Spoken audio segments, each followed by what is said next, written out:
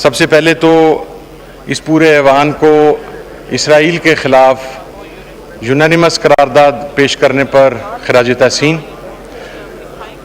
मैं सिर्फ 2 मिनट बात करके जनाब स्पीकर इजाज़त चाहूँगा।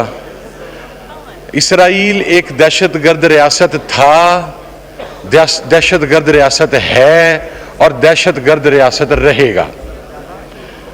और अगर किसी के जहन में ये बात है, हम इजराइल को रियासत नहीं मानते। हम नहीं मानते ना जी, वो जिन्होंने माना हुआ उनके लिए अर्ज कर रहे हैं। मगर हमारे लिए पाकिस्तान के लिए रियासत नहीं, हमारे लिए तो रियासत है ही नहीं ना जी, हम तो उसको तस्लीम, हमारे लिए दहशतगर्दी है। बिल्कुल। मैं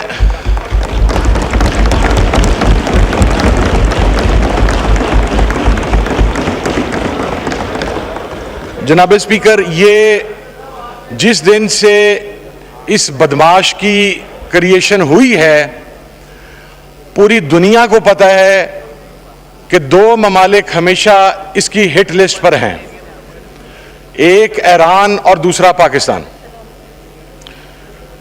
इस बदमाश और दहशतगर्द रियासत ने सो कॉल्ड पहले भी पाकिस्तान पर हमला करने की कोशिश की, लेकिन दरमियान से वापस हुआ। और अब ये गुज़श्ता 1-1.5 साल से जिस किस्म की जारहियत पूरी दुनिया में कर रहा है, वो लेबनान हो, वो सीरिया हो, वो यमन हो और अब वो ईरान हो, हमें एक बात अपने जहन में रखनी चाहिए कि ये जो नेतन्याहू है, ये नरेंद्र मोदी की तरह खुदा ना खास्ता पाकिस्तान के खिलाफ भी कोई हरकत करने की कोशिश करेगा, क्योंकि जिस स्टेट ऑफ माइंड के अंदर वो है, मैं ये समझता हूं कि इस्लामी ममालिक को अब सिर्फ एक 1 पेजर करारदादें पेश नहीं करनी चाहिए।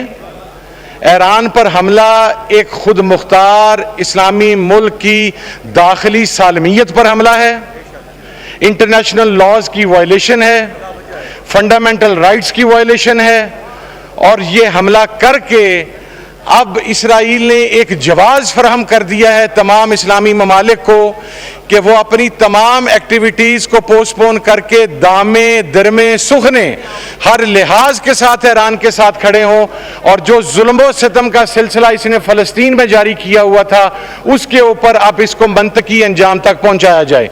मैं जनाब स्पीकर, रिस्ट्रेन की पॉलिसी, रिस्ट्रेन उस जगह पर होता है जहां पर 2 फ्रीकैन मौजूद हों जिनके अंदर कोई शऊर मौजूद हो।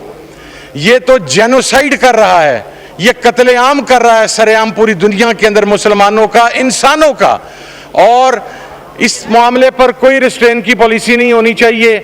मैं तो ओपनली ये बात कहता हूं कि ईरान रिटेलिएट करते हुए अगर इसराइल को जवाब देगा, जो कि अभी तक की इतलात के मुताबिक दे रहा है, हमें उस जवाब को सपोर्ट करना चाहिए और ईरान से यह पूछना चाहिए कि अगर आपको किसी चीज की जरूरत है, हम किसी भी हवाले से आपके किसी काम आ सकते हैं, तो इस दहशतगर्द के खात्मे के लिए हमें उनका साथ देना चाहिए। और आखिर में मैं ये कहना चाहता हूं कि इस नेतन्याहू को इंटरनेशनल कोर्ट ऑफ जस्टिस में जाके इसको सजा दिलवा के, जिस किस्म का जेनोसाइड इसने किया है, इसे दुनिया में किसी जगह पर फांसी दे के इसकी लाश को महीनों फंदे के साथ लटकाना चाहिए, ताकि ये दुनिया के लिए निशाने इबरत बने। बहुत शुक्रिया जी।